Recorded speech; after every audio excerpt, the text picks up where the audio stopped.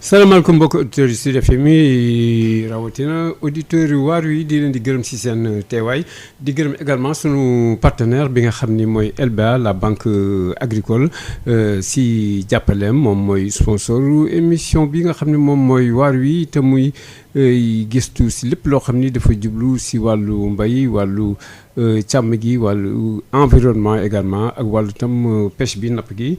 Bon nag jaaraama LBA moom fi muy jàpp mooy fa nga xam ne fa la jafe-jafe gën nekk mooy si wàllu production te ku production yaa ngi jege li nga xam ne moom nañu wax autosuffisance alimentaire di leen di ñaanal foofu ñu jàpp mu nekk loo xam ne lu gën yaatu la ñoo ngi jublu si Tabaski yaakaar na ni foofu itam gaa ñi xam nañ ban direction nañu war jublu nuy gërëm également ki nga xam ni moom mooy suñu gan di Ousseynou Niang Diallo Ousseynou Niang ba gannaaw ban la dalalee ñu lay bàyyi nga nuyonte gaa Sud FM ak mbokku auditeurs Sud FM yi.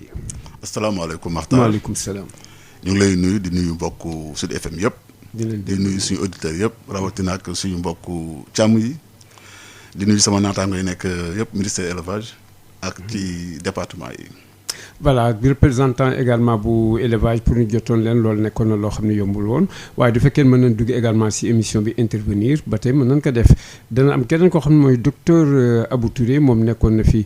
njiitu élevage di temps président Abdou Diouf moom tam également dina mën bokk ci émission bi ndax am na ay yenn xalaat ak yenn leeral yoo xam ne également daanaka taataan ci moom ngir suñu mbokku auditeurs yi ak ñi nga xam tam ñoo nekk ci wàllu càmm gi gën xam njëriñu càmm gi ak li nga xam ne tam moom mooy wàllu càcc jur gi nekk loo xam ni tey jii gis nañ ko léegi dafa mel ne musiba la waaye mbir mi dafa mel ne daal kaaraange bi ni ñu ko war defee loolu dafa nekk loo xam ne lu des trop la ndax léegi ñi nga xam ne ñoom ñooy agresseurs yi bañal ko sax léegi ba seen doole dafa gën yokku ay auto 4x4 na luy amee boole sax léegi di amee ay arme rawatina léegi dañ lay jàpp sax daal di la rey bëccëgu ndaru kàmb loolu nekk na loo xam ne defe naa amul lu gën itteel loolu si wàllu réew loo xam ne dañ si war jóg bu baax a baax ba ñi nga xam ne ñoo nekk si càmm gi mën def seen liggéey correctement si jàmm kaw gi itam daal di nekk si jàmm du loolu weesoo nuy yëgal suñu mbokki auditeurs yi nga xam ne également ñoom tam ñoo ngi leen di gërëm du fekkee bëgg nañ bokk ci émission bi mën nañ woote 88 628 98 98 88 628 98 98 du fekkee ne gaa bitim réew lan ñooñu mën nañ woote ci 33 841 22 33 33 841 22 33 pour ñi nekk à l'étranger léegi nag mën nañu ñëw ci waxtaan bi voilà donc tey jii Niang Diallo yow yaay suñu gan moo koy fàttali mbokki auditeurs yi te tam laaj bi ñu lay jëkk laaj rek gis nañ jamono yi ni mu demee lii nga xam ne moom mooy càccum jur gi daal ñëpp wane ni dafa gën tar ba semaine bii nga xam ne si lañu génn rek gis nañ koo xam ne moom dañ ko dóor gor loxo yi daal di ko mujj sax tëral rendi ko te léegi bëccëgu ndaru kàmb lay mbir yooyu di am nang ban jàngat nga am si mbirum càccum jur gi ak léegi fi mu agsi. waaw Matar ñu ngi leen di gërëm di leen sant parce que laaj bi nga laaj dafa am solo trop. parce que càccum jur gi ni nga ko waxee booy seet sax weesu na foofu ci ni mu tare waaw xam nga buñ ci nemmeeku ay nit ñuy jàpp di leen rey pour rek jël seen jur yóbbu ko ñu xam ne mbir mi bëgg a jéggi dayoo malgré mesures yi ñu jot a jël yëpp pour taxaw rek gàllankoor loolu mais dañu gis ne dafa mel ni phénomène dafa gën a yokku xam nga dañuy waxee problème sécurité rek mais weesu na foofu.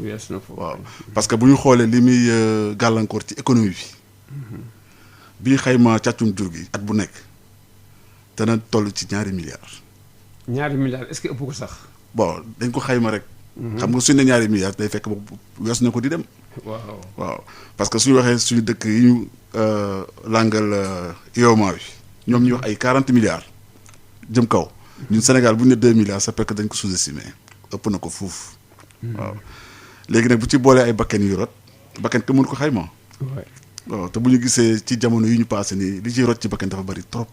waaw ndax li mu leen jaral dafa ëpp te bàyyiwuñ kenn. dañu foog ne ñi ñu jagleel càmm rek la ñuy sàcc wante suñu mbokk yi yar ay xaru laadum te nekk sax ci ville yi.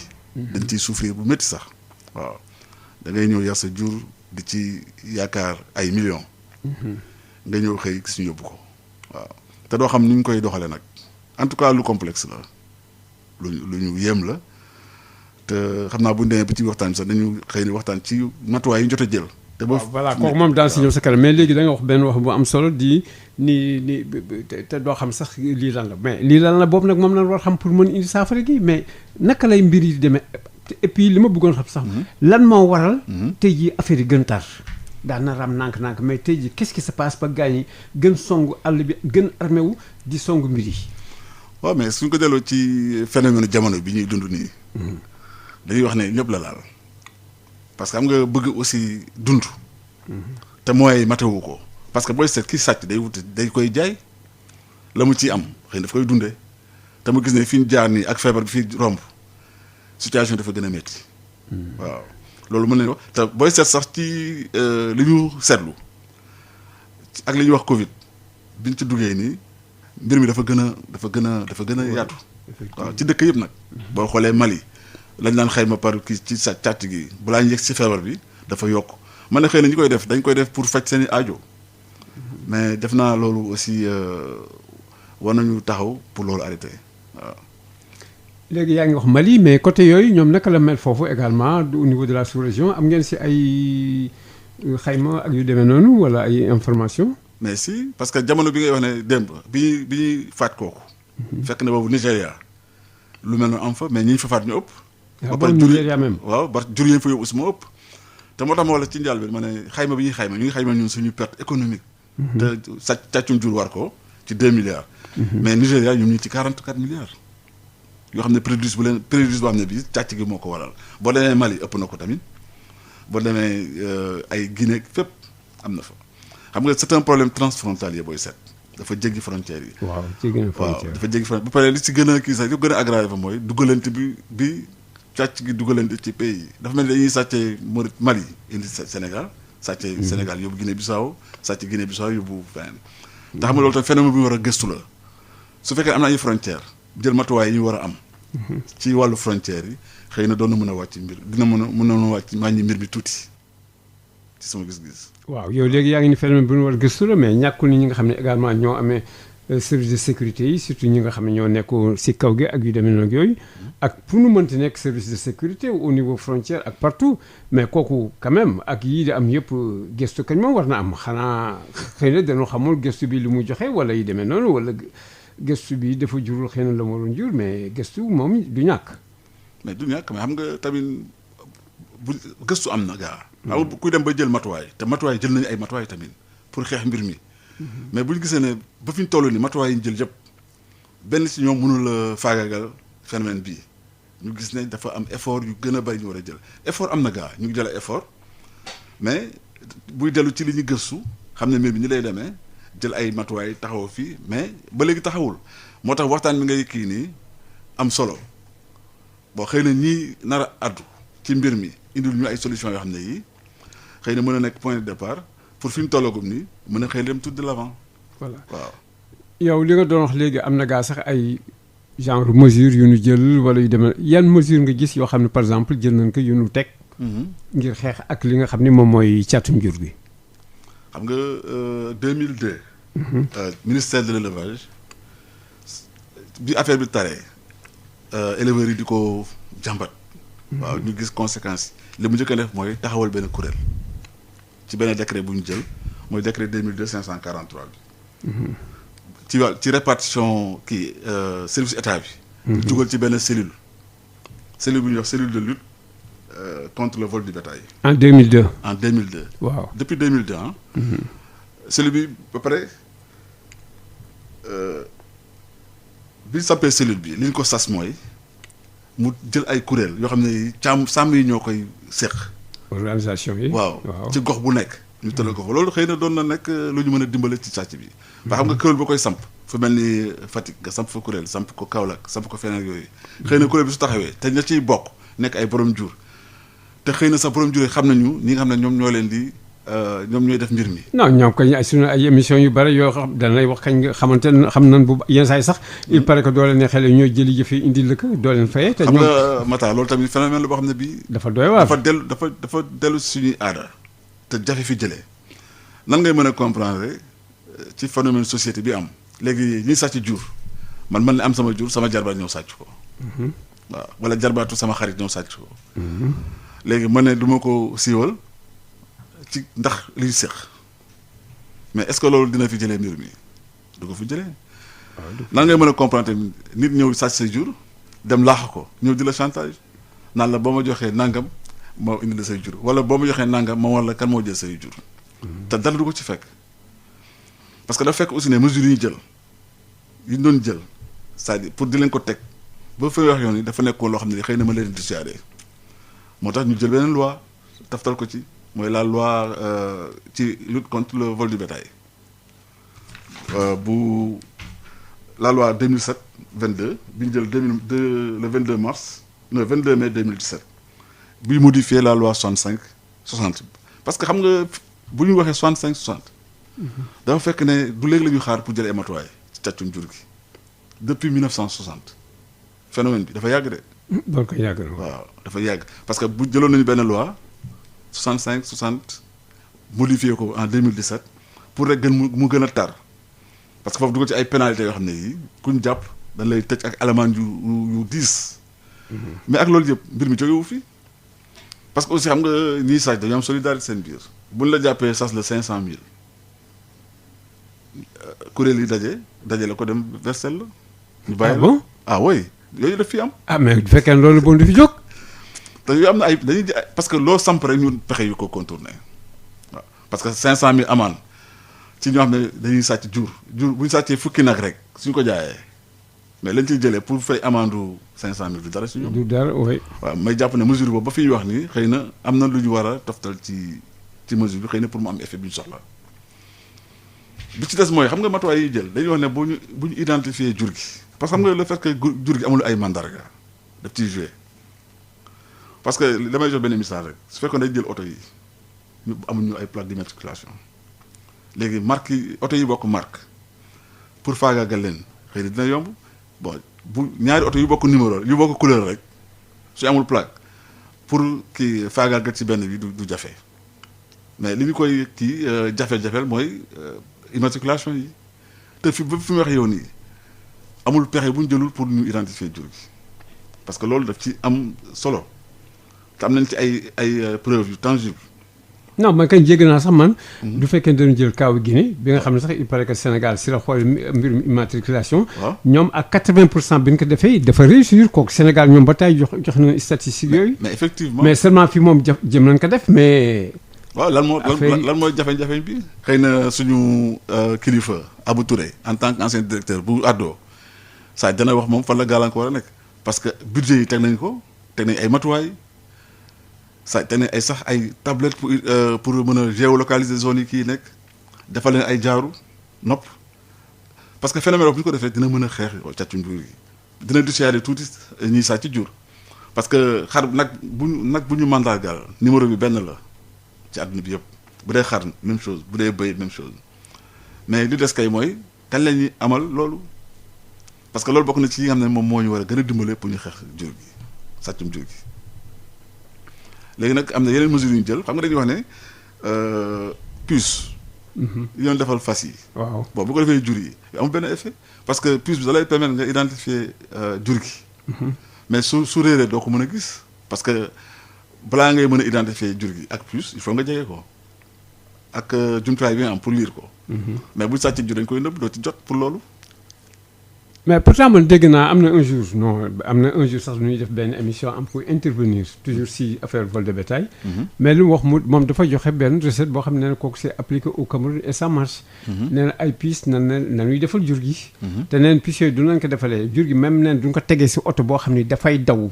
naka la gën vitesse pièce bi dafay gën joxe doole daw bi. ba nga xam ni daan ko mën localiser mën xam à peu près fan la yem fu mu nekk avertir xëy na ay services de sécurité yoo xam ne accès gu fa. gars yi mën xam ne ñuy defanteeg seen liggéey yu demee noonu.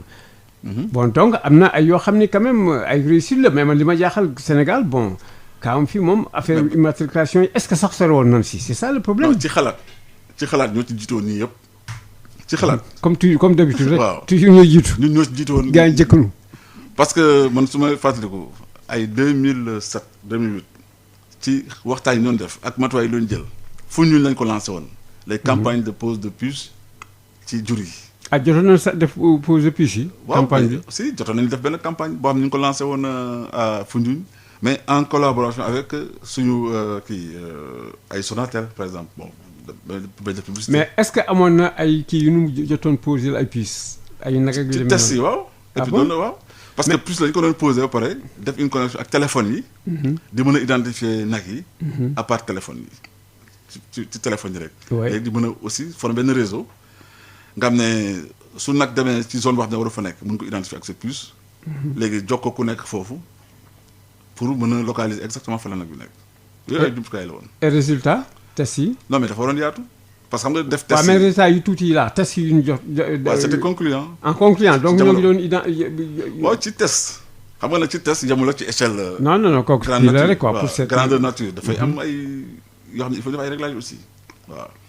parce que lépp lu ñu yaakaar ne bu ñu ko defee ay balises GPS yi ñuy wax ay même fii essayé sax nag kii xaj yi pitbull yi ci yenn zones yi. waaw di leen tabal ci gétt yi pour ñuy sécuriser. mais kooku am na sécurité parce que bu boobaa ñiy sàcc duñ tugg. parce que xaj baa ngi ci biir. mais inconvénient bi mooy xaj yi dañu mujj attaqué jur yi. xaj yi ñoom seen bopp. waaw comment la ñuy attaqué jur yi. déggoo cas bi amoon Mbour daaw non kii en 2019. oui pitbull bi attaqué woon benn gétt xaj yi fa nekkoon. dafa nekk ci réseaux sociaux yi. lan moo attaqué woon gétt bi. xaj yi. xaj yi waaw ay chien de garde lañ. ay xaj yu bari woy d'accord non benn rek lay doon. ah benn rek la mais bu fa nekkee kenn du ko jege kenn du jege gétt bi.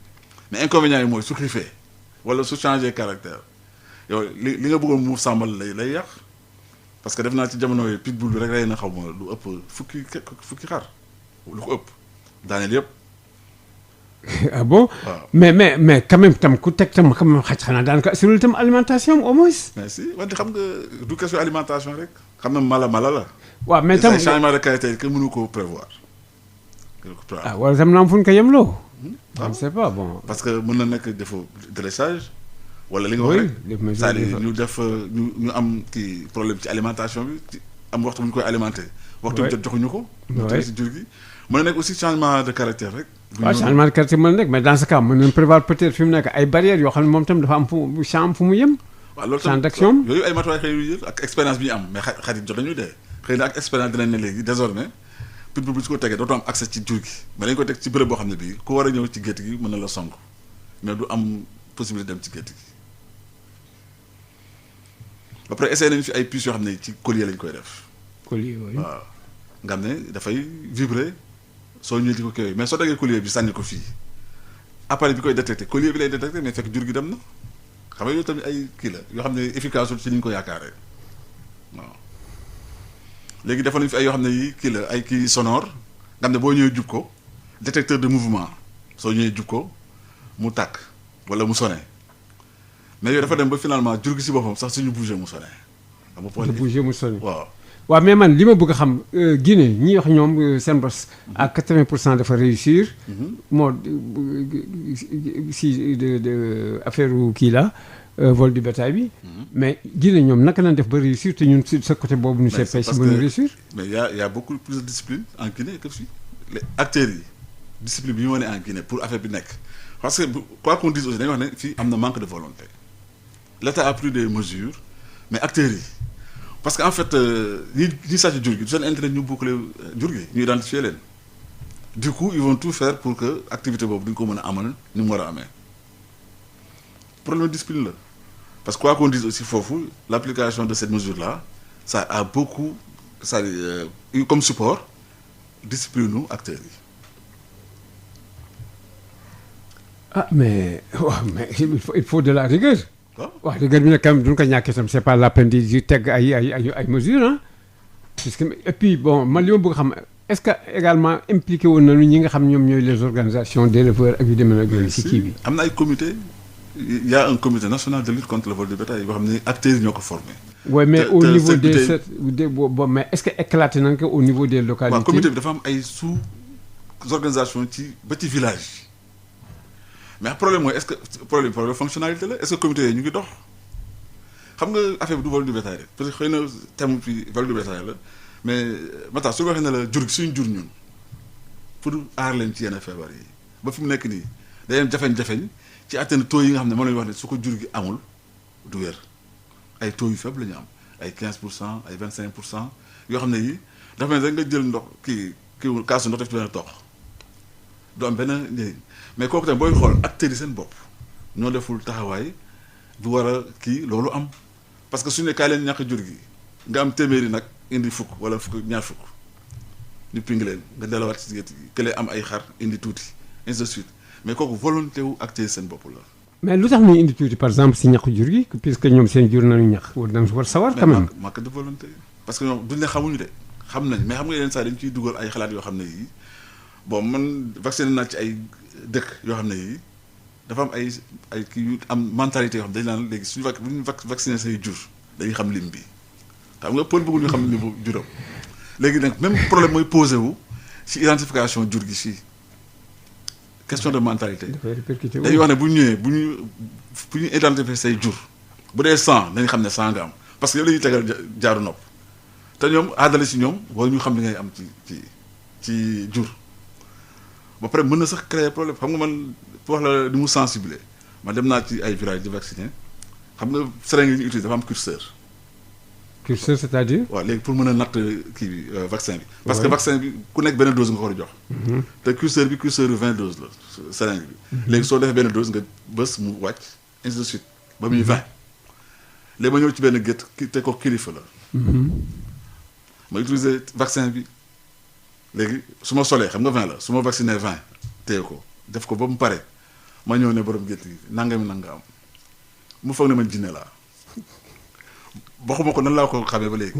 mu ne ma léegi mu làkk moromu pële bi ne leen kii dangeen ko laaj balaa mu fi jógee. mu wax leen la def pour xam sama li mu jur. waaw te gisuma ko mu wàññi mais waxuma ko seringue bi may vacciné moo tax ma wàññi ma xam lim bi ma bàyyi ko ci biir ba ils sont passés l'information di wax ne am na kuy ñëw foofu ku dangereux la bu vacciné si jur nga xam lim bi nga am xam nga loolu tam mën na nekk blocage. le fait que ñoom bëgguñu xam seen li mu jur. léegi bu ñu nee def campagne nationale d'identification du bétail maanaam wàññi jur gi yëpp dafa leen jaaru xam ne nangami junni nag moo fi nekk kon bu nee ci village yi xam ne diw sangam nangam nag la am duñ ko nangu mukk. En tout cas c'est très difficile de toute façon kooku moom li ñu bëggoon moo doon fexe ba aar jur gi ak tam aar borom ñi nga xam ne ñoom ñooy jur gi pour que ñu bañ a sàcc seen jur mais en fin de compte bon on sait que li ñu gis ci résultat que c'était difficile à appliquer maanaam am na un temps sax ma waxtaan ak koo xam ni élevage la nekkoon mais dafa ni ma woon tam amoon na tam problème xaalis ndax xam na temps dafa ni ma am na loo xam ne sax prévoir nañ ko pour immatriculation yi. mu mais par un temps donné il y a eu des problèmes yoo xam ne xaalis boobu dañ ko mujj transférer si yeneen affaire bon là tam ça pose problème. non mais tëbuñu rek transférer ko xaalis boobu bi ñu ko amee def na fi diir balaa ñu koy transférer mais diir boobu ñu ngi sax fa la ñuy jaar pour def activité bi après ba soxla fekk ko fa nag jël xaalis def ko ci mais ministère de l'élevage ci temps woowu ministre Aminata Mbengue Ndiaye jëloon na matuwaayam yëpp pour ñu commencer identification bi en rapport avec ANSD jënd ay tablettes pour mën a enregistrer données yi yëpp ba pare am fi xaalis boo xam ne bii c'était pour campagne bi boucle yi jëndoon nañu une bonne partie des boucles tamit ba léegi mu fi nekk en stock léegi les autres rek mooy mise en œuvre bi mais mise en œuvre dafa am lu koy jiitu mooy il faut ñu def ay sensibilisation dem ci village yi mën a xayma volonté éleveurs yi pour def acte boobu waaw mais ça dafay jël temps ba nga xam ne leneen mën na fa fekk beneen soxla mën na fekk xaalis bi. oui mais quand même waaw mais non il faut que ça prenne du temps quand même kooku moom kenn mënu si dara moom mais seulement. du fekkee dafay jël temps tam noo assurer la sécurité garab yi ak yi nga xam ne jënd nañ ko ba pare wala lu rek ba un temps en temps opportun ñu doog a jënd yooyu parce que quand même tam duñu ko jëndee ba pare tam yëf yi dem. mais kooku la faute à qui. non mais xam nga tamit jënd ko dafay bokk ci liy motiver éleveurs yi acteurs yi pour ñu xam ne lii lu ñu nar la mais am nga soo ñu di wax rek te gisuñu nga def acte parce que suñu mbokku éleveurs yi dañu bon. waaw mais problème bi fan la boucle yi jënd nañ ko ñoo ngi pare campagne yi jékki fi dem et cetera. doxatu mais à quel niveau donc le flancher comme ça. mais jur gi ñoom ñoo ko moom. mooy li ma la wax il faut que ñu manifester volonté ñu def loolu. xam nga ñoo forcer leen rek da ngay identifier. non pas forcer quand même. ku ñuy sàcc sa jur nag defe naa tam. duñ la waxee ni. duñ la jéemee sensibiliser war nga nangu au moins. pour bañ perte say alal. waaw donc où se trouve le problème. parce que loolu mooy jafe-jafe bi parce que dafa laaj gëstu matériel baa ngi nii jël nañu matériel pour vacciner def nañ sensibilisation xam ngeen effet bi identification jur gi di am parce que ñu ngi sàcc seen i jur léegi def nañu programme. war ko topp village par village mais au moment de faire l'acte parce que l'information bi ñuy remonter mooy que bon les dispositions kii jëluñu ko. éleveurs yi fi nekk ça ils ne répondent pas effectivement à cet acte là. et c'est dû à quoi essentiellement. mais à des croyances rek. ah mais croyance contre rek moo tax ñoom. mais waaw bon lu tax bon ñuy tax bon di yuux du fekkee dañuy. mais loolu la dañuy rey nii ak parce que li ma wax nii wax léegi mooy que am nañu croyance yu leen di kii poussé ba xam seen li mu jur sax des fois blocage la parce que éleveur bi jur si yenn contrées yi li mu juróom du la ko wax bëggu kenn xam ko waaw bëggu kenn xam ko ils font de l'élevage bon prestige la day gis gétt gi bari yu jigéen yaa ngi ci góor yaa ngi ci mais pour nga ñëw ne leen nanga bi jur nga boo ñëwee dinañ ko laajte danañ bañ. bon léegi defe naa mën temps bi ñoo ngi mën nañu jël sunu le docteur Abou Touré moom tam mu nekkoon koo xam ne nekkoon na fii directeur u élevage si temps wu Abdou Diouf moom tam am na loo xam ni vivre nag si pàcc boobu léegi du fekkee ni yemb na comme ça léegi moom tam nu boole ko si waxtaan wi ndax yaakaar naa moom tam am na loo xam ni lu mu si war wax la lu am solo si li nga xam ne mooy càccum guur yi ak ni ko waxee comme croyance yi nekk itam ak à la base itam lan bu indi loolu implication sax des fois ay doomu ñi nga xam ne ñoom ñooy éleveurs yi dañ si bokk ñi liggéeyuñu loolu na luy nekk di ko def problème yi ak si nu daw ay yenn gox di ko fa def ak ñeneen mujj nu jàpp leen tëj kaso nu am ay yeneen jukko nag daal di agir yi génn nag nekk ay kay dëgg ak di attaqué yooyu yëpp nekk na loo xam ne également suñu gëstu wan nañu ko ba loolu nag tey jii moo tax mu nekk benn phénomène boo xam ni phénomène bu mag a mag la ba am na ñoo xam ne sax tey jii dañu yaakaar ni kii tey jii pour dindi ko fii est-ce que sax dana fi jóguti ndax ñoo ngi woon ne sax tant que ñi nga xam ne ñooy doomu éleveur te ñu ma amul tam liggéey bu ñu mën def ak lu ñu mën jàpp ak di régler seen ay problème ak yu demee noonu bon toujours affaire bi def si wéy ndax am na ñuy dëgëral di wax sax ñi affaire ba ma nga commencé woon dëgg si ñi nga xam ne ay ñooy doomu éleveurs yi ñooy ay premier ñi nga xam ne ñoo fi jëkkoon commencé pour régler seen ay petits problème di sàcc xar wala bëy wala yu ndaw ba affaire bi di màgg tey jii ba àgg fii ñoom sax ñu émigré vers d'autres zones yoo xam nag ak yeneen kayit ñu nekk fa di ko def nag attaques yi métti parce que ñoom tam xam nañu àll bi xam nañu tam ku am ak ku amul. donc loolu moo facilité sàcc yi. c'est votre avis par rapport à ça. waaw si kii docteur Abou Touré danañ ci gën a day comprendre parce que moom en tant qu'ancien directeur de l'élevage. li ñuy wax yëpp dina ko confirmer xëy na amul taxawaay bu ñu deful. oui waaw mun naa wax ne moom parce que ci directeur yi fii à partir de docteur Kassé. moom moo ñëw toog matuwaay bu mu laajoon pour mu jël ko pour xeex phénomène bi jël na ko. waaw parce que du ñàkk volonté si côté autorité yi. waaw mais ci côté acteurs yi fa la jafe-jafe mi nekk te mooy li nga tudd léegi rek loo xam ne dañ koy bayal ci famille bi bon sa doom ñëw sàcc benn jur nga bàyyi ko fekk daf ko faje soxla. li soxla bi gën a màggee rek bëgg-bëggam ci jël jur gi di màgg aussi dem sax ba mu nekk lu ñu organiser. oui voilà. organiser ko ci anam boo xam ne bii xam nga Sine Saloum damay si parce que fekkee naa ko Sine Saloum. bu ñu sàccaan jur gendarme yi di ko wër te fekk boobu phénomène téléphone bi mu commencé am portable yi. pour wax leen comment ils sont organisés dañuy yéeg ci kaw garab yi téye téléphone portable di xool gendarme yi di orienté sàcc ñi yore jur gi. ci kaw garab yi naan ñu ngi côté sangam. léegi ñu jël beneen direction. ci kaw garab yi waaw. foofu la ñoom lu leen jaral c'est-à-dire bu ñu amee niveau d'organisation bu toll noonu. c'est parce que mbir mi am na xëy na bu leen rapporter. non dafa leen rapporter moom. dem ci kaw garab yi yéeg te ay téléphone di communiquer seen biir bu gendarme yi nekk est ñu leen jaar leen ouest waaw te gendarme yi xamuñu ko sax ñu boobu. waaw comme ni ñu ngi leen di surveiller. voilà moom loolu mooy li nga xam ni moom lañ jot ñun suñu taatan et puis. wane nañu ko également xale yooyu nga xam ne ñooy doomu éleveurs yi dénoncé comme ni nga ko waxoon au début kenn du leen mën dénoncé parce que kenn du dénoncé sa doom. léegi nag donc ñoom ak ñeneen tam yeneen xale ñooy continuer donc si mbir moomu. ba un jour ñu jàpp leen xëy na ñu daw feneen ñu daw làqu ji feneen foo xam nag léegi du fa nekkatul seen milieu d'origine donc foofu si li ñuy gën mën daal taxaw di def li ñuy def Assane dafa nekk en ligne. voilà nu continuer donc fa la ñu gën mën nekkee di daal yëngal affaire yi ba loolu tax na ba am ñoo xam ne ñoom gisuñu affaire bi dañ parce que ñi koy def mooy ñi nga xam ne ñoo nekk même si terroir bi xam kër yi am ak yu amul voilà xamante nañ man loolu tax ma daan dégg ñu am na ñoo xam ni par exemple dañuy sàcc yóbbu ba pare daal di ñëw daal di xam na fi ñu ko sàcc daal di doon ko joxe ñu indi la ko nga jox leen xaalis daal ñëw indiwaat waaw surtout ci relation kii nijaay ak jarbaat fa la famille bi gënoon na sax tar xam nga bu dee doom papa sax c'était pas aussi kii mais diggante jarbaat ak kii surtout ñoom fi ñu teg jarbaat. kii sa jarbaat mooy jël sa jur dem ñëw wàññeeku ne la soo ma neexalee ma wax la fu mu nekk te daf ci dëgg lay nekk ci moom léegi pour nga jotaat sa jur da nga koy jox li mu laaj. mu dem gis ñu ko kii indi jur gi waaw pour ne phénomène bi c'est profond ci société bi dafa dem ci ay croyances yoo xam ne yii bon te loolu nag mooy li ma la wax nga jël benn nag jaay faj benn soxla bi nu muy yokkoo rek phénomène bi di gën a yokk dem ba sax ñu sentir ñoom besoin wu organiser wu. te encore phénomène bi li koy encourager xam nga fekkoon dañuy sàcc duñ ko jaay kon dina taxaw mais aussi dañuy am ay complices.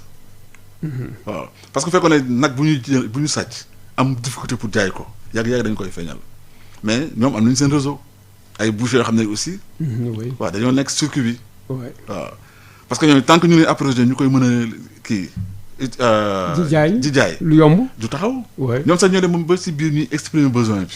waaw effectivement su ko defee bu ñu exprimer besoin bi comme y a une ressource lu ñu laaj ñu ne def kii indi leen ko. ça veut dire que aussi y a un moyen c'est-à-dire en amont xëy na ñu ngi koy def mais en aval aussi il faut ñu jël ay mesures maanaam di saytu boucher yi fa la ñuy jëlee nag yi te foofu tamit des na. bu baax a baax. c'est un problème réel parce que nag yi ñuy rey abattoir. y a un système bu ñu mettre en place au niveau des abattoirs ou bien ay registres. normalement si demee ci jaaree yoon nag bu ñuy rey dañ ko war a identifier ci registre bi. waay normalement wax origine am. wax sexe am. wax âge am. ba pare joxe signalement am. ne der bi nii la mel bu jigéen la bu góor la béjjén yëpp. pour ñi nga xam ne dañuy sàcc jur jaay ko su fekkee dañuy def réclamation suñ ko remonté. au niveau des abattoirs mën na nekk un moyen pour gis loolu. te xam ne loolu su amoon mën na sax dissuader sàcc yi mais loolu am na c'est instauré mais kenn respecté wu ko à la lettre alors que c'est un phénomène wax dañ ko war a instauré beneen mooy rey yi ñu rey jur yi ci kër yi abattage clandestin ci bërëb yi nga xam ne ko autorisé wu ko loolu bokk na ci liy encouragé abattage clandestin bi te booy xool Dakar fii am na fi ay bërëb yoo xam ne yii man su ma gisee ba léegi ñuy continuer doxal seen liggéey man damay poser ay questions en tant que abattage clandestin ñuy def. oui parce que dañoo abattage clandestin. mooy xam ko bu baax a baax. mooy lépp lu ñu reyee ci bërëb boo xam ne bi autorisé wuñ ko. kenn autorisé wuñ te Dakar benn bërëb la ñu fi autorisé pour rey ay nag ak ay xar ay jur muy Dakar Sogas. oui. mais nan lañu mën a comprendre ñu rey ay jur jàmm gën ci fora bi nan lañu mën a comprendre ñu rey ay jur fora bi petit ruminant nan lañu mën a comprendre ñu rey ay jur ci filao yi ak feneen. duñ ko defee dara du leen si fekk. non parce que effort yëpp ñu ngi koy def mais xëy na capacité bi pour xeex loolu moo kiwul ndax heure yi ñu koy rey guddi ci filao yi kooku tamit ay risque la man nekk naa Dakar ba retraité mais am na béréb yoo xam ne bon doon naay kar ay kii yàpp yu jóge ci abattage clandestin mais c'était à mes risques et périls. waaw. y a des risques. oui parce que am na ci jamono yoo xam ne ma attaqué nañ ma ci. waay arrêté oto 5 heures du matin parce que dañ ma ko signalé ma ñëw mu taxaw ma arrêté leen ubbi gis yàpp ne leen yàpp dañ koy saisir mais il faut nga am moyen pour saisir kii bi oto lañu yore ba pare juróom lañ ñu génne jaar si taxaw. mais yow kenn yaa ñëw amoo. man ak samay agent non ñu agent ak suñu agent ak samay agent. ah bon d'accord parce que département Dakar ak li ñuy wax yëpp man juróomi agent la amoon ak man muy 5. agent yooyu ñoom seen liggéey nan la woon. ànd ak man ci contrôle bi. ci contrôle bi waaw. ils n'étaient pas armés. non on n'est pas armé. ah bon alors que abattoirs clandestins ils sont armés par li mu leen jaral ñu jaral ko li ñuy def mooy xaar ba bëccëg ba mu leer ñu dugg ci marché yi. état bu ñu dem gis nga teg yàpp boo xam ne bii wóor nañu jàllu séras ñu saisir ko bëccëg la kooku mënuñu def dara contre ñun. bon loolu def nañ ko nag pour xeex contre loolu mais ci benn fànn mais objectif bi ñu atteindre nañ ko. atteindre objectif bi doyul c'est pas suffisant. parce que loolu aussi phénomène la buy encourager vol du bétail. saa yu ñu xamee ne bu ñu sàccee jaay ko. te ñu koy jaay dañ koy rey dugal yàpp ci marché bi mais le circuit va continuer. mais yéen marché bi li ngeen di gis foofu li ngeen daan nangu foofu si yàpp bari na. bari na trop. te ba tey teewul dañuy ko ñëwaat. est-ce que du ngeen jàppee ki nga xam ne moom moo ko amoon lu boucher daañu koy jël signaler ko pour ñu denc ak yooyu. xam nga bari na mais fu mel ni Dakar par exemple man li ma vivre ci expérience man fexewoon naa ba parce que day ànd ak ay waxtaan ak ñu ngi ko seexal. te xëy na ñu may déglu boucher yaa ngi may déglu. mais amoon nañu collaboration bu toll ne bi ne ba ci biir phénomène boobu fii à Dakar mënum du ma ne kii jëlewoon naa ko fi mais jëlewoon naa ci une bonne partie 28 marché Dakar dem nañ ba duñ fa dugal yàpp bu jógee ci abattage clandestin parce que waaw da ngay jóge ci ñaari mesure damaa la mën nga boo indee yàpp naa xam fu mu jógee mais soo amee intention rey ci bëccëg yi parce que li nga indoon dafa jeex woo ma ñëw xool li ngay rey léegi soog la autorisé mais xam nga lu muy permettre mooy su ma ñëwee du ma xool rek dem léegi moo xar bi foo ko jëlee wala nag bi foo ko jëlee bon su kii ma sax téléphoné yaa ko jaay nag bi nga ne waaw foo jëlee nag bi xam nga yu mel noonu nag su fekkee ne gis xam ne boo ko toppee mu am jeexital boo xam ne bii xëy na du baax ci ñoom mais lii dañ ko teg ci yoon léegi dañuy bàyyi di def ay circuits yoo xam ne circuits yu frauduleux waaw mais nag pour wax la rek ne càccum jur gi su taree c'est parce que dañu gis fi ñu koy jaayee. oui loolu moom débouché doo amee toujours moom c'est comme ça mais yéen toujours dans le cadre du marché ak ñi leen daan woo ngeen di dem di leen xool ak yu demee noonu ak yooyu à part le fait que yeneen remarque yu pertinente ngeen si def si ay origine ñiy sàcc léegi donc ban fan mu naan war jóge puisque léegi am na ñoo xam ne léegi ñoo ngi nekk yoon ba ngeen leen di contrôler. non fii nii ci pour Dakar. oui. fii doon au niveau des marchés 28 oui. au niveau des 28 marchés li ñu exigé. mooy que yàpp bu ñu présente ci benn marché na fekk ñu reyee ko abattoir tout en ci bàyyi xel ne abattoir am nañu mesure di enregistré ak di pour loolu parce que loolu moo normal. te kooku demoon na ba nga xam ne léegi yàpp yi presque li si ëpp daa ngeen di gis ci contrôle que kii abattoir la jógee. abattoir la jógee ba pare non seulement abattoir la jógee mais ki koy indi aussi demee ba am ci moom xel mu rafet que ne moom di def pratique yooyu. parce que xëy na mooy léegi mais ñu ci ëpp finalement samay xarit lañ parce que dem naa ba xamal ne lii du lu baax et puis comme xam nañ leen et puis am na bëggu ñu yegg fa xam naa leen nañu fexe ba jur gi yi indi bu nekk jur bu muccul ayib daal parce que mën na la indi ay jeexital yoo xam ne. mais man dégg naa am na ñoo xam ne daal nañu def dem sax bay wut seen ay tampon bopp tamponné ko si. dañ koy def yàpp bi daal di koy indi. yu mel na yi nga xam ne fraude dañuy imiter estampille yi. est-ce que kooku yéen mën ngeen fraude yooyu mën ngeen si identifier. bon du yomb nag. mais yenn saa yi yàlla baaxee la bu ñu fraudé yàpp nga xam ko. mais quand même doo ñëwee di contrôler yàpp yi y' a pas de risque gars yi jàppanteeg yéen. comme ça wala da koy nangu comme un devoir civique. mais si y' a un risque mooy ci boo ko bëggee saisir. xam boo contrôler jaarul yoon da ngay prononcer saisie jël yàpp bi teg ko ci oto bi mais comme amuñu système de conservation dañ ko war a yóbbu vers des œuvres de bienfaisance fu mel ni prison yi wala kii ay centre daal Talibou Dabo wala yenn structures sanitaires yi. dañ koy may sous ak décharge. mais yenn saa yi pour jël yàpp bi teg ko ci oto bi foofu la risque bi nekk parce que boo demee saisir yow yaa koy jël yóbbu ko ci oto bi. mais dañuy fa la ñuy génnee paaka nag. paaka ne doo laal sama yàpp. et là lu ngeen def. te da leen comprendre parce que xam nga ñëw. ah yéen dem seeti police wala. non si après dañu am collaboration police ñëw jàppale ñu. mais nag man demoon naa ak ñoom ba ñu may dégg su ma saisir si yàpp yow laay wax nga jël ko dugal si oto bi. yaa koy jël dem dugal si oto bi man du ma laal damaa la saisir naa ko ne waaw baal ma ne la baaluma la léegi jëlal yàpp nga def ci oto bi. seen oto yéen. waaw ñu jël dem teg ci 4x4 bi. oui. ba pare commencé ñëw di ñaan waaw may ma ne la mayuma la tey moom du ma la may parce que waxtaan nañu ci ba am lu ñu d'accord du ma la may yóbbu mais ci lañ dem ba finalement ñu trouver vraiment consensus ñu xam ne lii su ko defee seen pertement la. da nga ñëw yore nagu. oui du ngeen sanctionné rek affaire bi dafay wàññeeku kooku moom. mais amul problème parce que soo nangoo nagu yàpp jàmbur 150 kilos. préjudice bi mu koy porté noonu mais du risque def ko te foofu lañ jaar ak ñoom. mais yéen si loolu ngeen liggéey boobu ngeen daan liggéey ak ñoom est-ce que quand même daawoon ngeen di dem si enquête yi ngeen di def si ñoom koo xam ni jàpp ngeen ko. nu wax leen kii fan nañ ko reyee ba ngeen xam bu baax a baax ay kiiwu clandestin abattage clandestin yi fu ñu gën situé à Dakar est-ce que mën ngeen ko wax abattage clandestin yi fii par exemple yan gox nañ nekk fii tey jii. non abattage clandestin mooy ci moo la rek mooy foraay yi. même si foraay yi sax dañ koy. si à Dakar ci foraay petit tribunal am na abattage yi ñu fay def yëpp parce que abattage clandestin mooy lépp li nga xam ne teguñ suñu bët ñun. waaw parce que dañu war a contrôler yàpp bi abattage yi li ñuy rey séeraas yëpp dañ leen di contrôler mais bu ñu demee ci biir mbaar yi nekk ci biir daral bi. rey fa ay xara ay nag yooyu dañ ko dugal ci kaawu abattage clandestin foofu nag la ñuy rawale jur yi ñu sàcc muy xar muy nag. waaw boo gisee pratique bi fi amoon tam atelier passé ci wàllu yàpp mbaam bi foofu la doon jógee. waaw ci béréb yoo xam ne yi yu làqu la. ñu fay rey ay xare ay nag dem ba fay rey ay mbaam. waaw jaxase yàpp yi mais li ma la abattoir. ci rôle yu mu war a joué mooy di saytu feebar parce que abattoir moo leen war a dimbale pour yenn feebar ñu leen mën a gëstu foofu.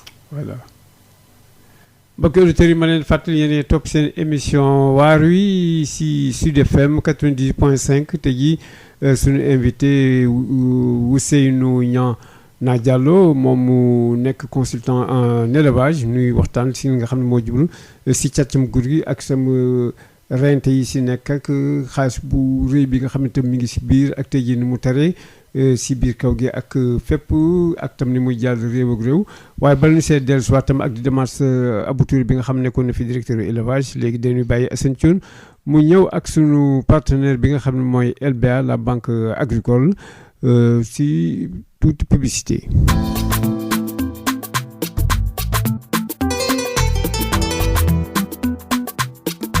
ngir gunge suñu réew mii di Sénégal ak mboole seem kuy yëngu ci wàllu koom-koom rawatina ci wàllu mbay càmm ak napp boole ko nag ak taxawaayuk aar li ñu wër di alam bi ngir yokkute gu mat sëkk te mucc ayib LBA la banque agricole lëkkaloo ak Sud FM seen rajo ñooy ànd ak yéen ci seen émission waar wi la banque agricole LBA di banque bi xarañ te ubbeeku.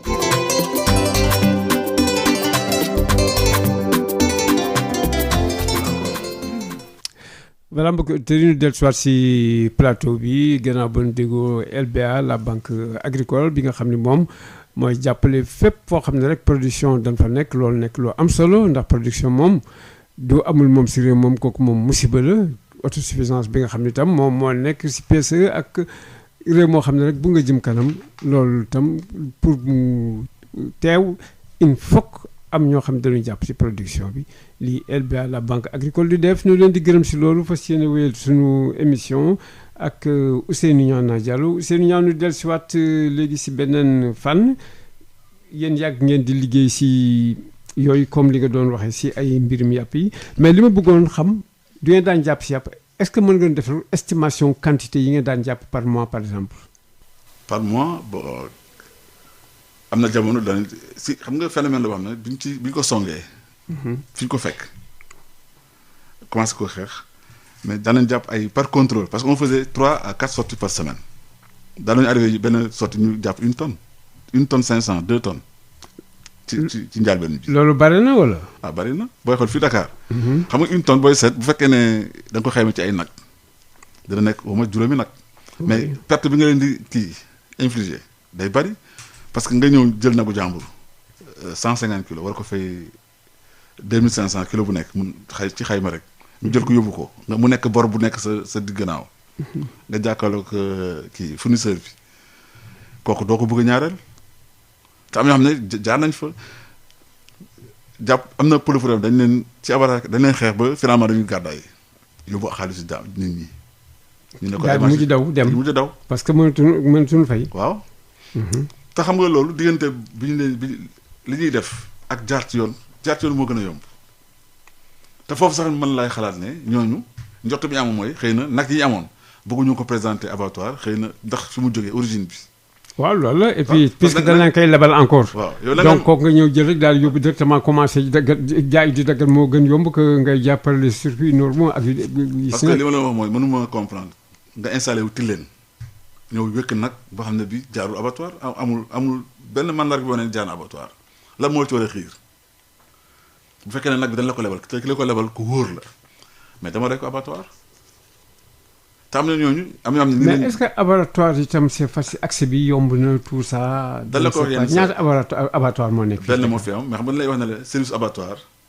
liggéey bi du gaaw. parce que benn moo fi nekk. oui te xam nga bu ñuy abattre 200 nag par jour. 250. waaw mënu gaaw moom. léegi bu ñu dugalee nag yëpp ci gétt bi même am na fa phénomène boo xam ne dañ ko fay gis mooy boo amul foofu ay xarit sa nag du teel a dugg. waaw te xam nga ñoom sa nag lu mu gën a teel a dugg nga teel ci jot. soo ñëwee clients yi ñoo marché teel yow. la ñuy jël jaay y a tout ça léegi balaa ñeneen ñi sa nag di ñëw fekk yow jaay nga déjà y a ce phénomène là. léegi nag pour continuer loolu des fois dañuy dem rey foo xam ne du foofu. oui pour mu gaaw. waaw pour mu gaaw léegi ñu ngi rey tamit tëngeej abattoir bu ñu autorisé la. mais dafa war rey pour tëngeej ak li jëm kaw. parce que dafa am phénomène mi wax ay kii viande foraine. bon day wane viande foraine mooy yàpp boo xam ne bii dafa dugg ci Dakar te reye woon ko ci béréb bi ñu autorisé fii kooku dafa am ay taxawaay ñu war a def maanaam yàpp bi jógee Tëngéej war a dugg Dakar dafa war a jaar abattoir Dakar ñu sa def ci contre visite waaw pesé waat ko am nu ñu ko sas ci taxe mu soog a dugg yooyu yëpp pour décourager rek ay yàpp jóge ci feneen di ñëw yàpp bu jógee Mbour pour dugg Dakar même phénomène bi la dafa war a jaar abattoir ñu pesé ko kii mais loolu amul yàpp bu jóg bitim réew nag ba port lay jaar moom tam même waaw mais foofu procédure sax moo gën a clair parce que bu ñëwee du génn parce que am na benn service bu nekk port moom dina ko saytu d'abord balaa yàpp di génn dinañ def prélèvement ci yàpp bi def analyse ba mu wax ne yàpp bi amul benn ayib ci wàllu santé ñu soog a autorisé kooku mu génn à part li douane di def suñu service dañuy liggéey foofu dañuy def ay prélèvement ay analyse ba pare soog a autorisé yàpp pour mu dugg si dëkk bi te yooyu ñu def ne sax moom mooy dañuy documents yi dañuy jox ministère du commerce parce que commerce dafay def benn liggéey aussi mais il faut liggéey boobu def mën a méngoog liggéey bi élevage di def bu yoonee ne yàpp bi mënul la lor kenn su ko lekkee. globalement est-ce que yàpp bi dugg si fii santé yàpp bi baax na. globalement waaw. yi ñuy rey fii tam également. yi ñuy rey fii aussi globalement. parce que yi jógee ay côté Mali maintenant yooyu di ñëw. mais yooyu dañ koy contrôler. yooyu rek la moom lañ contrôler. mais am nga yu jógee Mali. peut-être ñu leen def abattoir kaay yi ci ëpp. am na ñu fi nekk di jaay yàpp mais seen yàpp kaay lay jógee. mais yooyu aussi dafa am ay mesures comme Dakar la nekkoon man dama leen tegoon ci ay mesures yoo xam ne yii pour ñu mën a écouler seen yàpp doo ñëw rek teg sa étal. soo ñëwee conteneur bi dafa am foo koy teg ñu ñëw def ci ay prélèvement def analyse.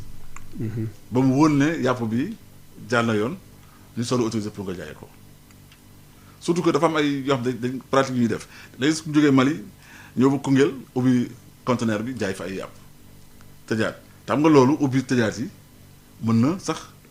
waaw yàq yàpp bi moo tax arrivé nañu fii jàpp parce que conteneur wax bi tuuti lañ ci jëloon ay ëpp nag lu mat 15 tonnes yàpp jàpp nañ ko fii ci benn kii rek contrôle rek boobu Mali la jógee woon.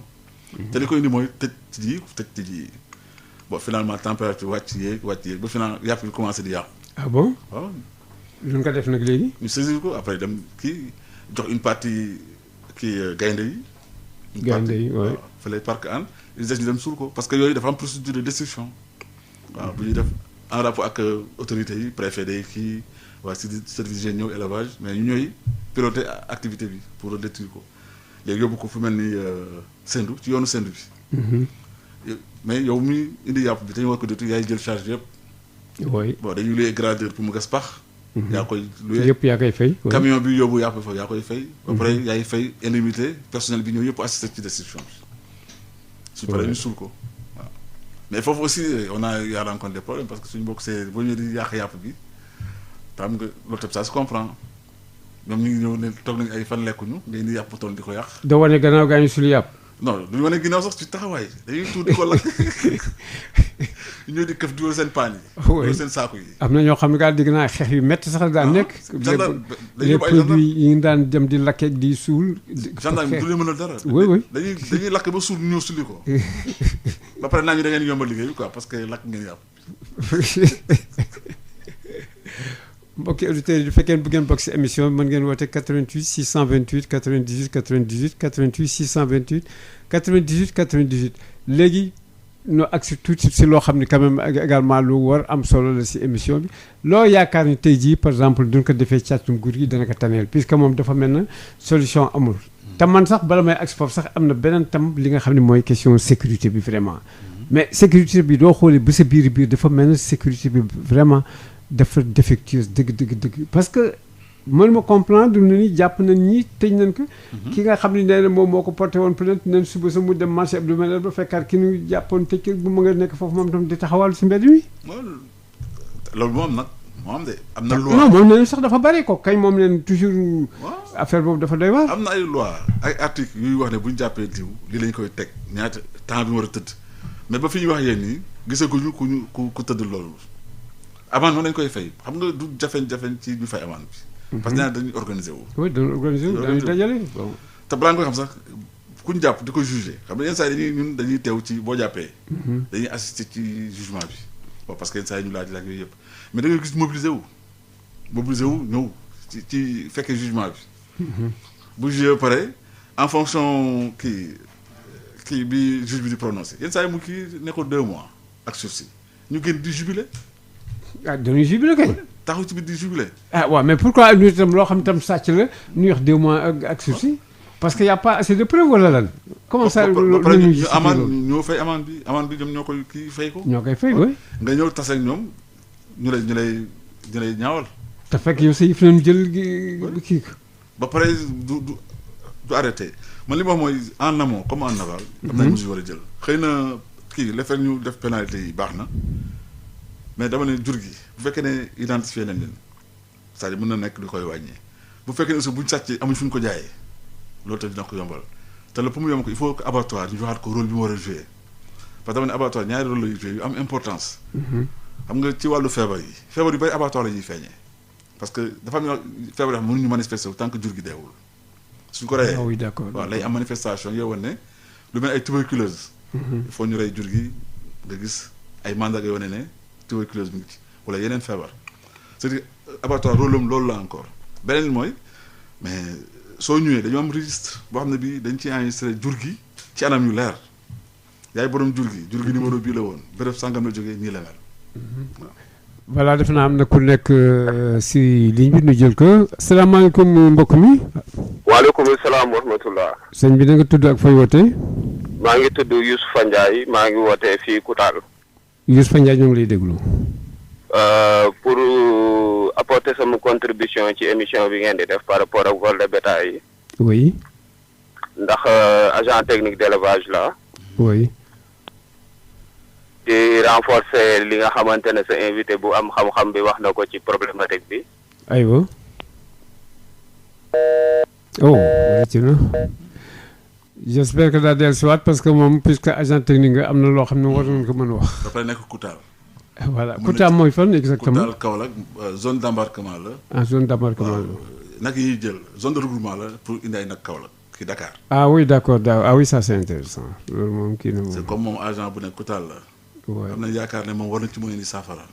surtout que zone boobu feneen bu bari la si zone boobu.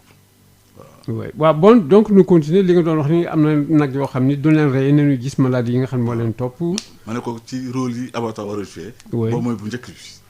waaw tam loolu pour mu am aussi il faut ñu xam nag bi béréb bu mu jógee kan mooy borom ak yëpp pour su feebar yu amee ñu mën a remonter à la source tam loolu bu ñu koy def. mais est-ce que loolu dañ di poser problème souvent nag bi fu mu jógee origine am ak yu demee noonu. non parce que bon xam nga ak temps bi liggéey la boo xam ne bii bon ñun constat yi ñu def.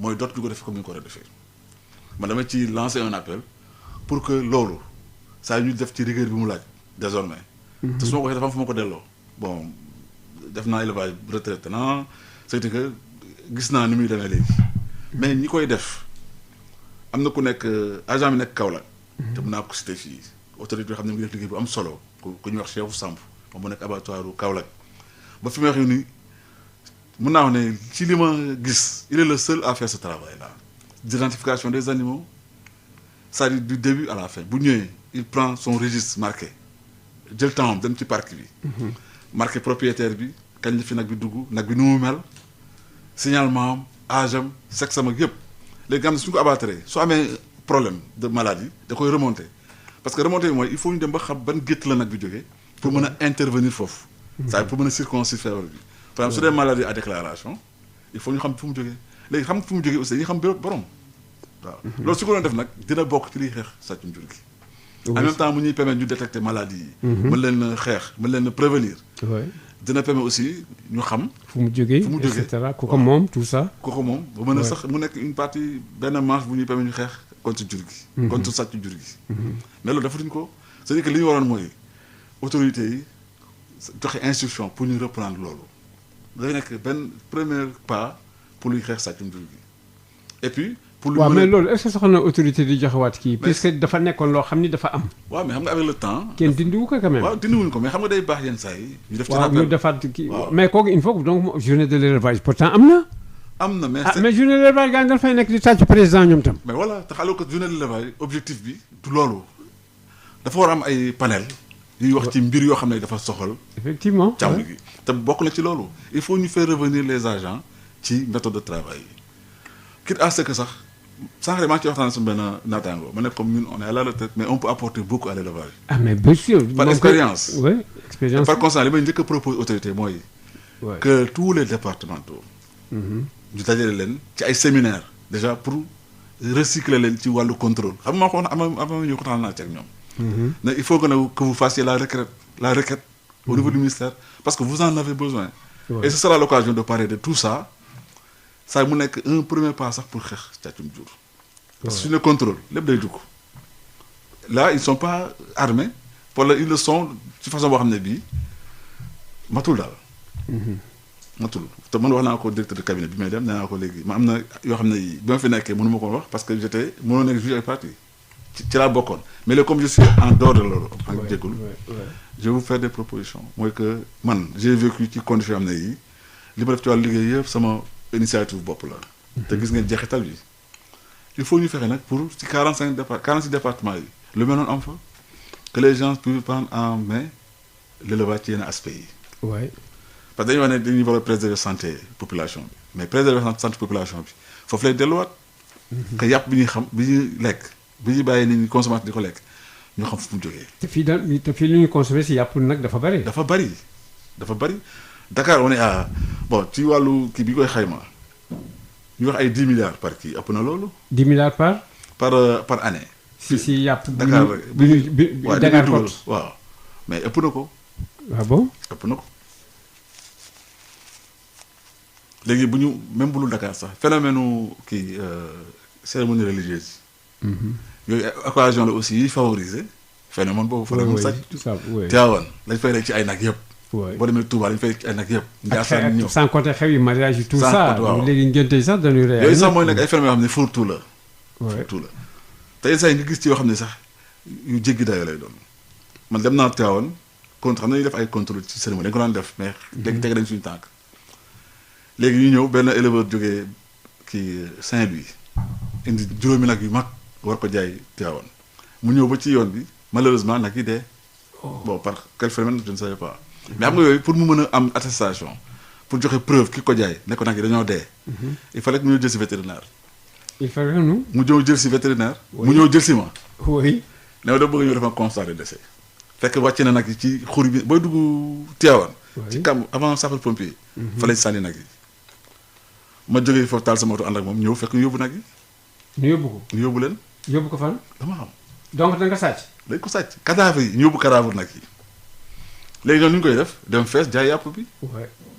xam nga loolu c'est un danger lan moo rey nag yi kenn xamu ko. mais ko professionnel bi xanaa ñu ko mën def.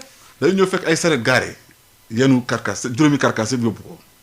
c'est pas possible. man ñëw mu ne ma nag yi fii laa ko sànni woon ma ne ko ana nag yi fekk lu mu gaaw gaaw ñu ne organisé wu jël nag yi yóbbu bu demee seen ruq nag fees ko daggat yàpp bi tout circuit consommation bi. mais donc ils sont partout alors. ils sont partout et occasion bu ñu mën a am pour xam ne dañuy sàcc jur gi dund mais bu dee sax bàyyiwuñ ko donc l'essentiel nañu am revenu rek. mais lan nga mën bés boobu loo xalaat ni moo war mën reyandoo juróomi nag comme ça. mais su ma ñëwoon foofu xam nga dinaa ko constater mais. dañoo def autopsie parce que ba autopsie doo xam. waaw ñëw def autopsie xool lan moo war a nekk à l'origine parce que nag yi moom mu ngi ko jëlee Saint di wax encore nag yi dañoo rëy. ci li ma wax waaw. mën na sax nekk ay par suffocation wala yu demee noonu ba pare oto bi mu ko transporté nag yi dañ ci confiné woon nag yu mag la mu ne ma encore nag yi dañ mu ngi leen jëlee foofu nag yi noppalu wuñu bi mu jug bi mu passé caméra yooyu laal la sentir ne ñu ngi commencé di tëdd ak yu demee noonu mais avant mu yëg Tivaouane ñu dee. waaw gars yi nag ñoom ay mala yi ñoom respecté wuñ leen nag bu baax a baax. si wàllu ma ne gars yi ay mala yi nag respecté wuñ leen bu baax a baax si wàllu noppaloog. ni ñu war tëddee ni ñu war toogeeg. mi ngi noonu yenn saa sax da ngay gis ñu takk xar façon takk yoo xam ni bon. mi ngi noonu quoi da nga leen yërëm quoi 88 628 98 98 ku bëgg a bokk si émission bi mën na woote si numéro boobu joxe xalaatam wala du fekkee ne également am na lu muy laajte may fàttali tey suñu gan mooy Ousseynou Niang Diallo di nekkoon retraite sax la nekk léegi actuellement. ndax nekkoon na fi élevage daan liggéey si lépp loo xam ne rek dafa jublu si ay mbirum nag et puis nekku tam si secteur boo xam ni secteur bu am importance si ay gis maladie yi nekk si wàllu nag yi ak tam contrôle yi ñu daan def si marché yi ak tam fa nga xam ni fa mbirum abattoir yi nga xam ni yu bare yu làqu dana di xew surtout si lu nga xam ne dafa jublu si abattage clandestin ak yu demee noonu ak yooyu donc tey jii mooy suñu gan lu continuer tuuti si mbir mi léegi voilà.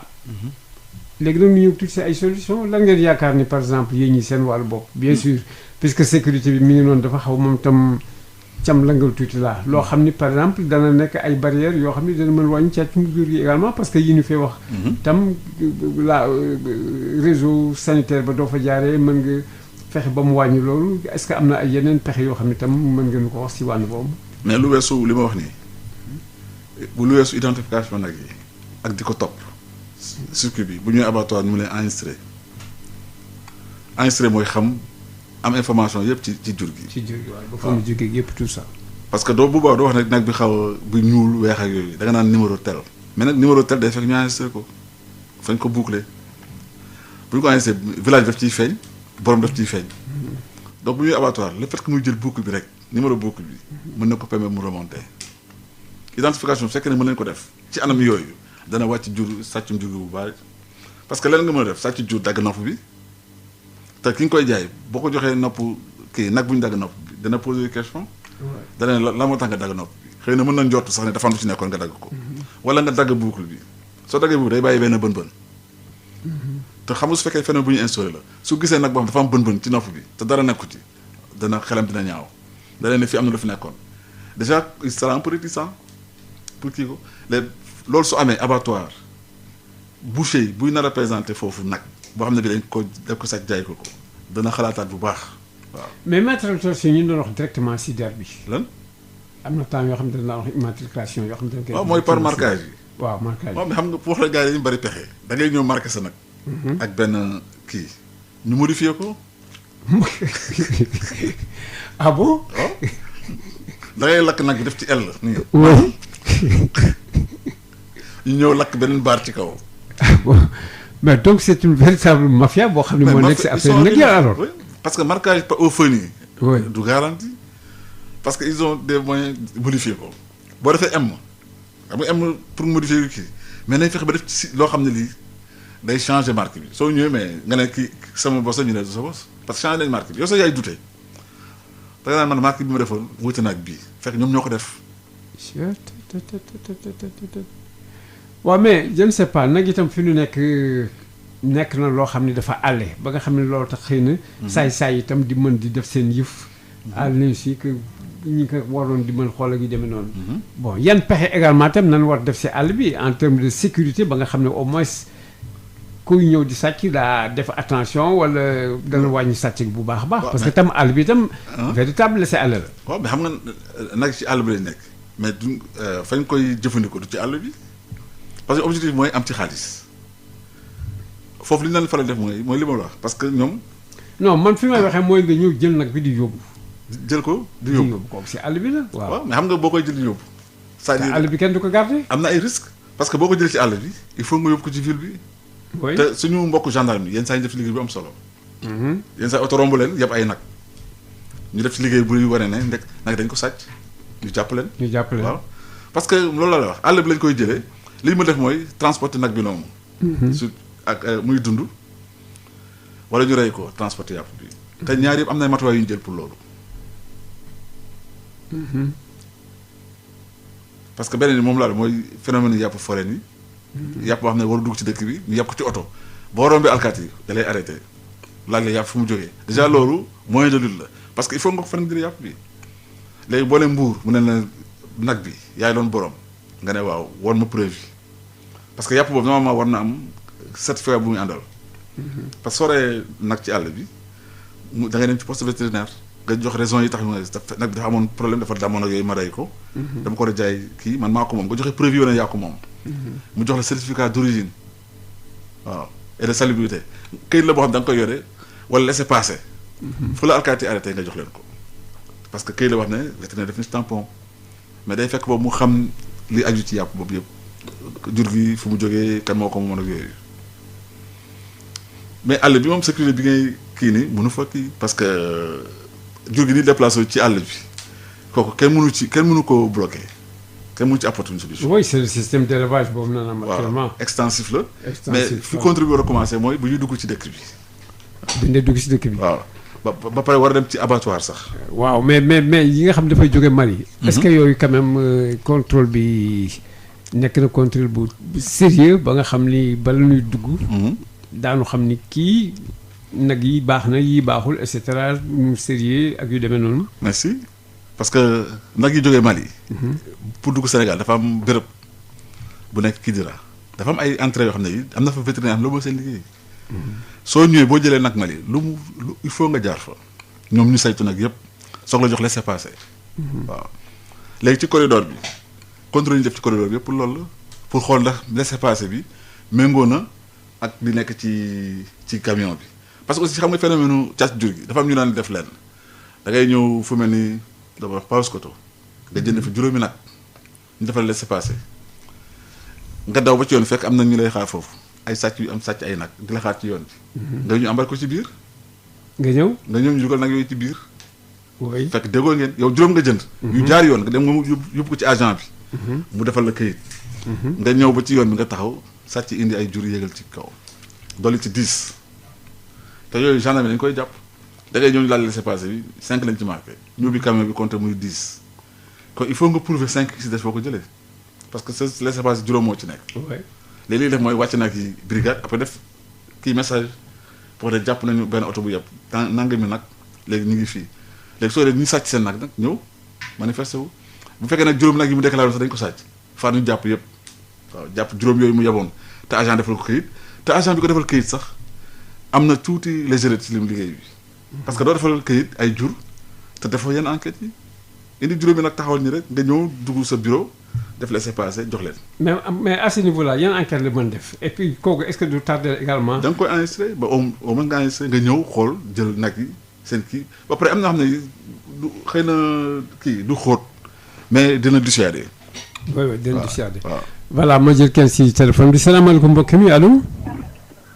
waaw jërëjëf na nga def. salaam ñoo ngi fi rek ñoo ngi sant bu baax a baax. jamono kay dama bëggoon participer ci waxtaan bi mais sama crédit bëriwul noonu ah. waa nga gaawante yow kan ak fooy wootee. man maa ngi tudd Amadou Hamadi Ka maa ngi dëkk Daara Jolof mais maa ngi woote Kër Massar. ñoo ngi lay déglu. bon dégg naa ngeen di wax ci wàllum sàccum jur gi. waaw.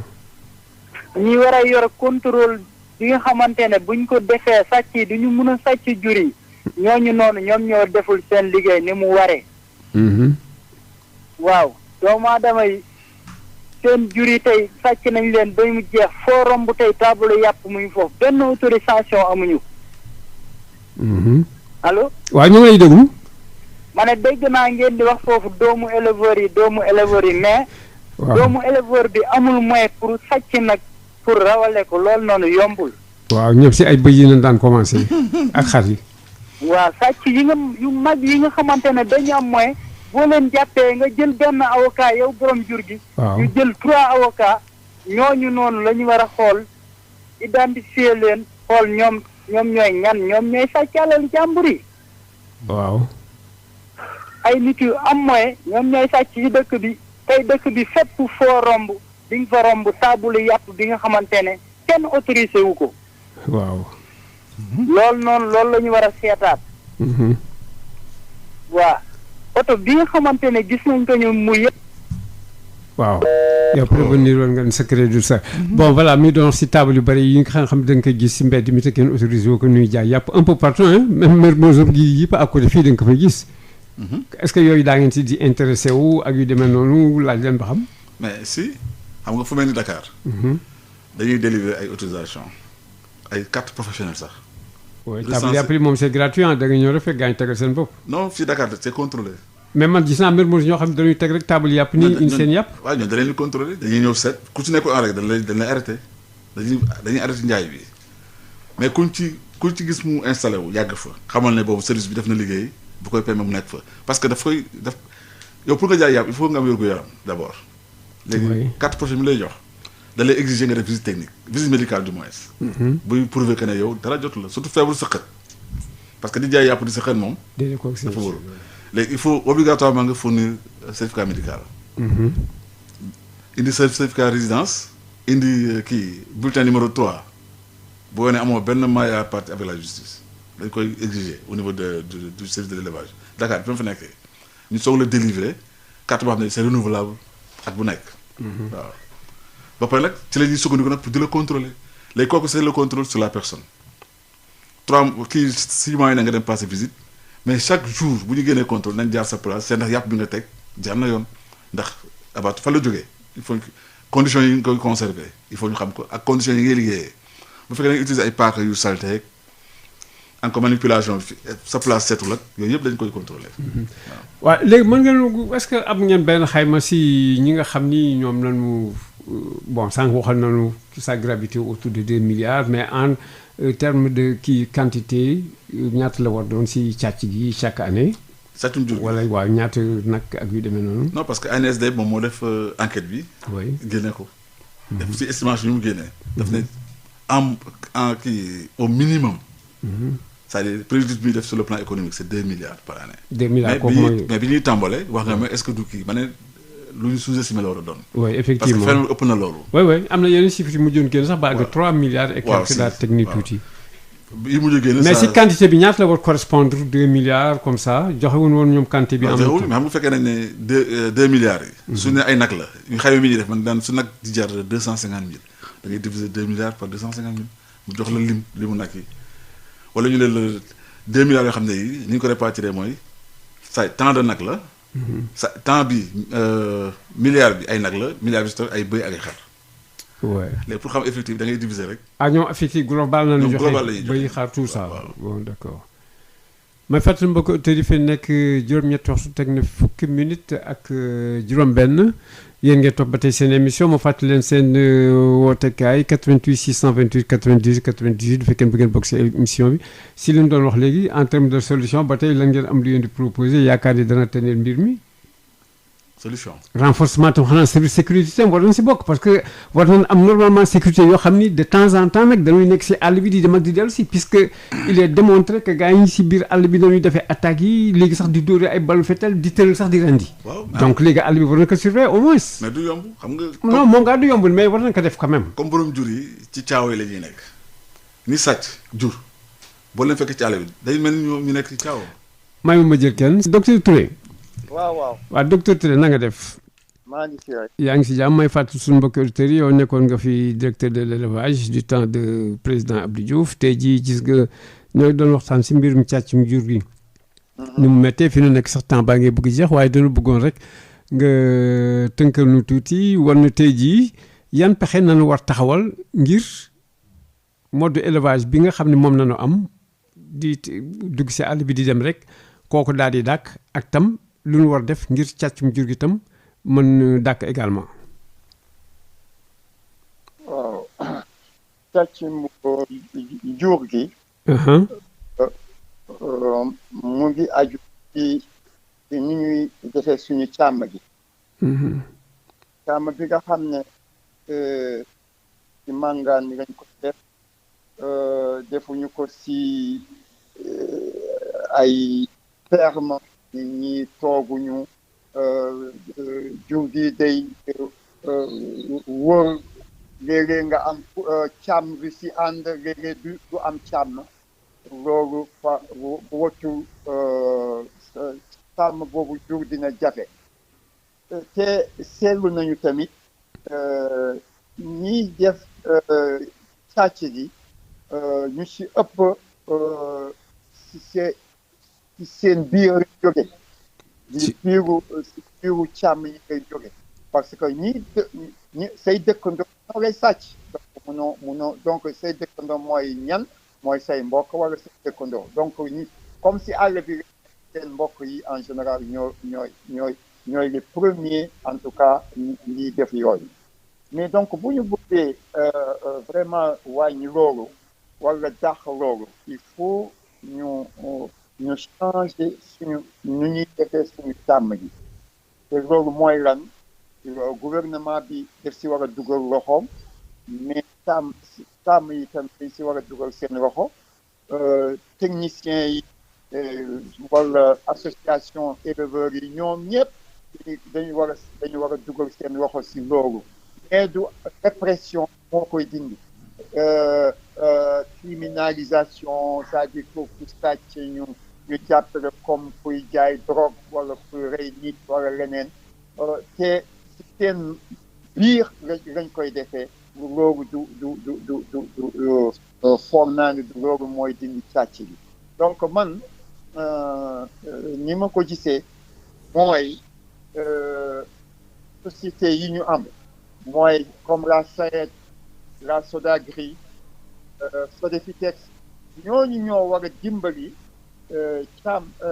ñiy sàmm ak ñiy béy pour ñoom ñëpp kuy sàmm na gën a def mbéy kuy béy na gën a def càmm mu boole ñaar ñooñu buñ ko defee ci mën tax li nga xam ne mooy càcc loolu en tout cas bokk na si li ma xalaat en tout cas si li ko gën a mën a dindi si jamono yi. waaw am na benn mbir boo xam ne comme léegi si solution yi nga joxe defe naa ministère at yi ñu génn ñu doon encouragé léegi ñuy bay ay kii def ay ressources fourragères. culture fourragère. voilà culture fourragère yi. ak réserve fourragère mooy yëpp. voilà mbir moom noo ko gisee dafa mel ne nag kooku tam ñoo ngi ko doon wax mais soreegul. ma ni dafa mel ne daal loolu si ay wax rek la yemoon quoi. waaw culture fourragère yi ñu doon wax léegi que ñoom war nañ ko ci bay. waaw il faut ñu def ko axe stratégique xam nga wax naa la kon société ñi mel ni SAED. ñooñu ko war a encourager culture fourragère ñi nekk SODAGRI pour culture fourragère mais dañu seetlu loolu dañ ko mayu en tout cas. gëdd. may gëdd mooy.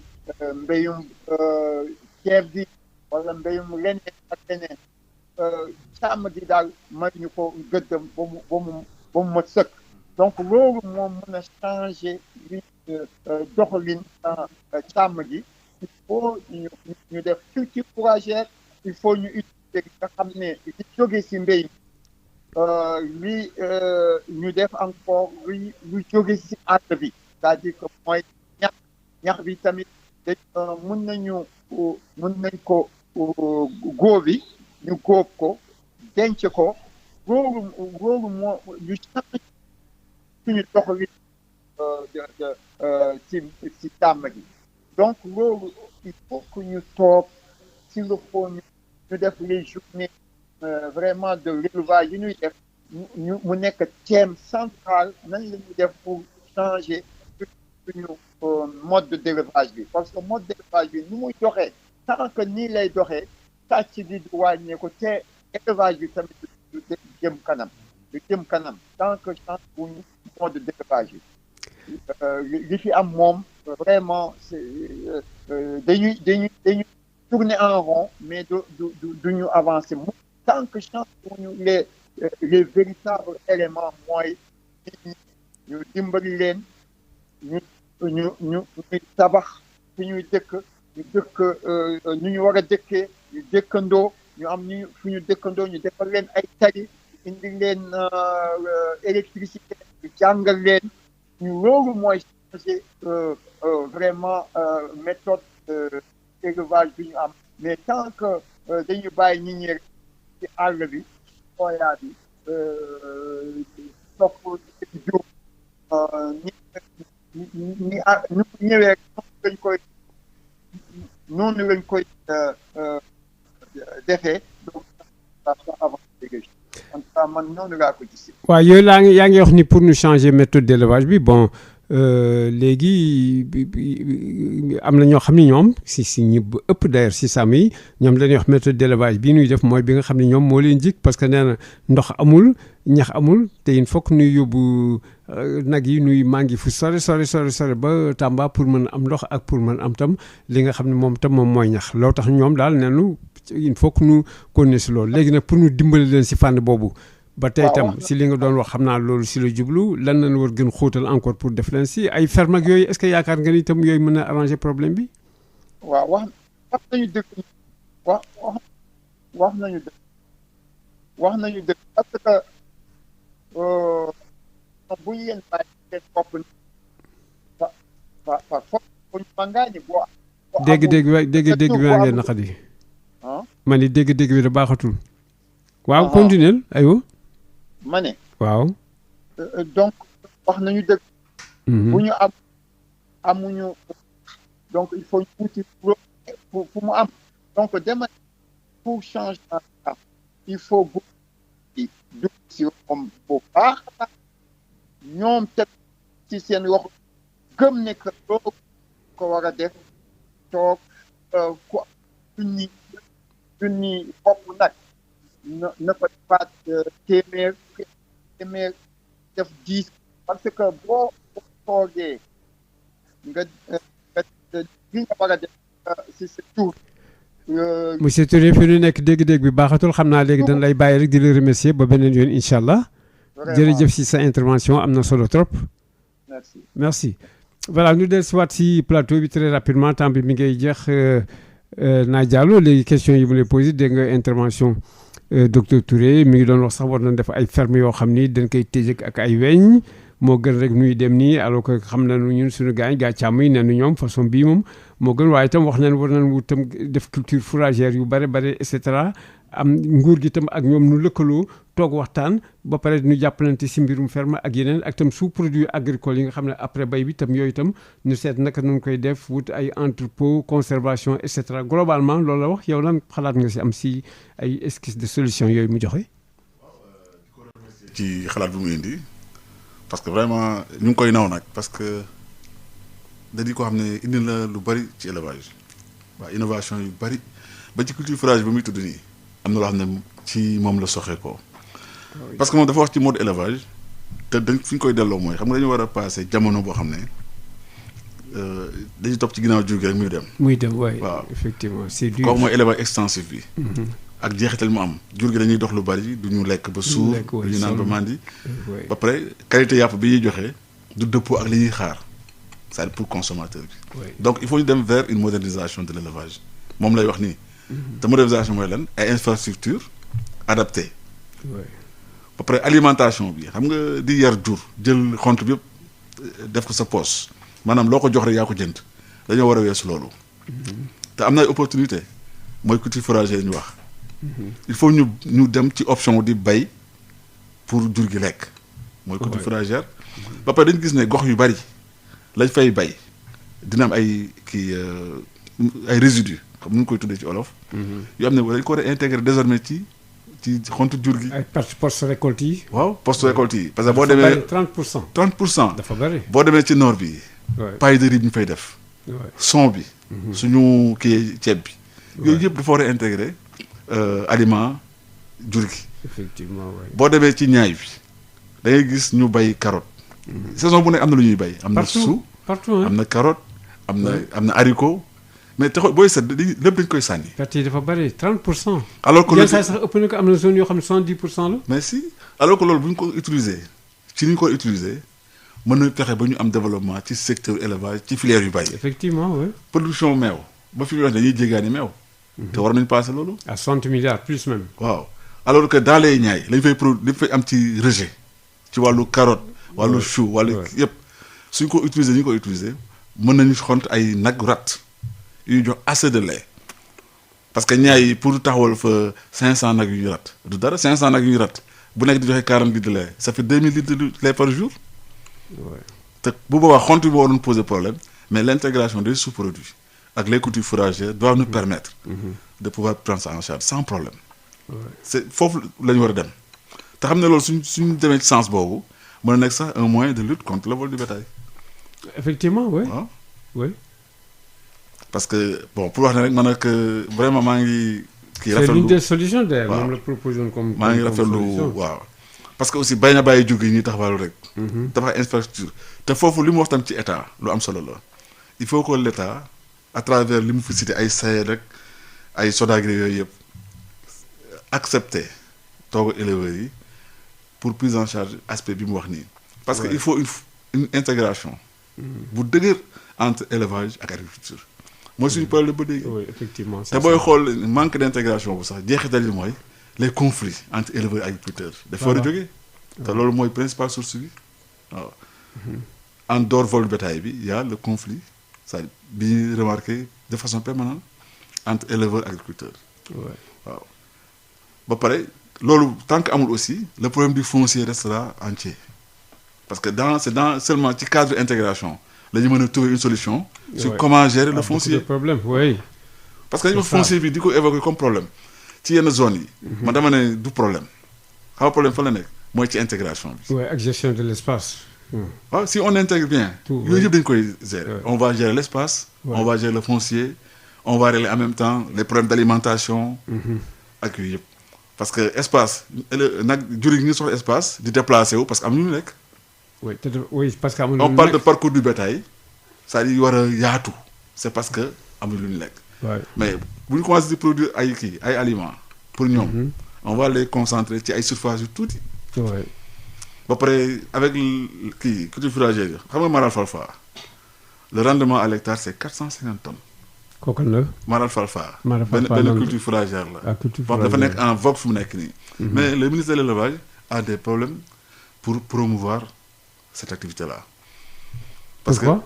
Non, parce que les éleveurs ne suivent pas. Alors que mais nag éleveurs yi du fekkee loolu dafa baax si ñoom tam loolu bëgg. mais justement xam nga mais nan defar rek ba pare di ko jaay bon. commercialiser que c'est tout. non man je suis en train de discuter avec des éleveurs. pour qu'on fasse de cette activité-là une activité commerciale. Voilà c'est ça dañuy bay Maral Falfa di ko jaay. oui. te xam naa léegi ñu am solution. parce que dama ne yéen comme da ngeen di sàmm mais li ngeen di bay su ngeen ko bay di ngeen dundal seen i jur. ba pare jaay ci. mu nekk beneen source de revenu. voilà beneen source de revenu ngi noonu. léegi nag man def naa ne même loolu suñ ko fexee ba convaincre ci ay voleurs de bétail na ma yàlla ba entre guillemets que ñu def activité boobu xëy na nañu bàyyi sàcc. dana tane bon parce que quand même tam ay solution doo demee ba immobiliser sa kii bétail bon. parce que le voleur de bétail soo ko wanee ne ko le risque que tu prends ci sàcc bi nga sàcc ci jur mën nga ko bañ a jël léegi boo amee ak suuf on va te fournir des semences de Maral Falfa nga bay ko léegi soo ko bàyyee nawet mu taw ci kawam. li nga ciy récolter mën na la yore at. ba xëy na dem sax ci juri jàmbur yi mën na explorer kii yu mel noonu. c'est comme pour les abattoirs clandestins ñiy rey clandestinement. man dama ne fu mel ni Sogas j'avais proposé ça parce que ki fa nekkoon son promotionnaire la ne ko ñiy rey di làqatu mais il faut les recruter comme des journaliers ci abattoir bi léegi la ñuy force ci li ñuy rey di làqatu ba leen ko fayee par jour mais déjà di nga leen ci activité boobu et on l'a testé joxe naa résultat te ñoom bu ñu reyeetul kon dootuñu leen jaay bu leen jaayatul kon dootuñu sàcc ainsi de suite. oui ce sont des solutions rek yoo xam ne mën nañu toog waxtaan ak comme di kii wax. éleveurs surtout li mu ci tudd waaw nanu toog mais bu leen xool rek comme des petits je ne sais pas éleveurs yoo xam ni kenn du waxtaan ak ñoom wala nii alors que bon am na yoo xam ni ñoom ñoo ko mën sax régler à leur niveau état du ñëwee en appui même également mi ngi doon wax tam si aliment de bétail bi tam kooku ak les restes yi nekk fii xaw ma lan acide xaw ma lan yooyu yëpp mën nañ ko boole. ak fenaison bi tout ça defar yi nga xam ni tam bon du kii éleveurs yu bàyyi tool gerteem ba pare. léegi wax na aussi kii fauche collecte de foin yi. gis nga dafa am zone bi dañuy bari ñax. mais ñax fan lañu mujjee ci ay feux de brousse. mu nekk ay pertes. léegi dina nekk moyen de lutte contre les feux de brousse ñuy faucher di ko denc. effectivement indi aliment ba pare on a des moyens d'enrichir même ñax bi ñuy dagg nii. y a une méthode d'enrichissement à l'urée. boo xam soo ko defee mooy gën a sax ëpp doole ngooñu gerte. ah bon te ça ne coûte pas cher waaw. pour élevage am na ay moyens pour problème yi jànkonteel yëpp mu indi si ay solutions. waaw mais il faut li mu wax moo ci nekk dama bëggoon c'est-à-dire que ñu jàpp idée boobu mu wax. mooy que y a les journées de l'élevage que mu nekk un créneau. pour discuter de tout ça. voilà waaw. émission bi nag foofu lay jeexee def naa gàngoor yi daan la dégg bu baax a baax et que tam li nga xam ne moo am solo daan ko jëm def pour au moins sauver élevage et puis sauver ay vies humaines yi nga xam ni ñoo ngi leen di rey surtout ak tam ay bétail yu ñu jël nii rey jox nit ñi seen état de santé di détérioré wu. di participer vraiment c'est pas du lu baax daal yàq la sax on peut dire quoi. te yàq moom nag baaxul ndax ku bari la woon moom waroo yàq. di la remercier notre consultant en élevage Ousseynou Niang Diallo voilà j'espère que daan fi ñëwaat ci yeneen jamono parce que moom le problème moom mi ngi fii te dafa mel daal solution yi gars yi ñemeeguñ ko. ki nga xam ne moo nekkoon ci cabine technique bi moo doon Assane Thioune Makhtar Sall moo leen doon présenté seen émission waar wi tey jii nag ñu doon waxtaanee si càccum jur gi ak yeneen yu bari xam na ñoo ko lal muy wàllu li nga xam ne moom moo koy indi depuis la base li nga xam ne tam également moom lu jur si wàllu ay abattage clandestin yeeg ak yoo xam ne daal vraiment baaxul si santé nit ñi ak tam solution pexe yi nga xam ne duñ ko si dugalee yaakaar na ni nekk loo xam ne sax lu extraordinaire la mais du nguur rek ay ñii di éleveurs yi waxtaanee mën nañ trouver ay solution yoo xam ne sax si gox yi la.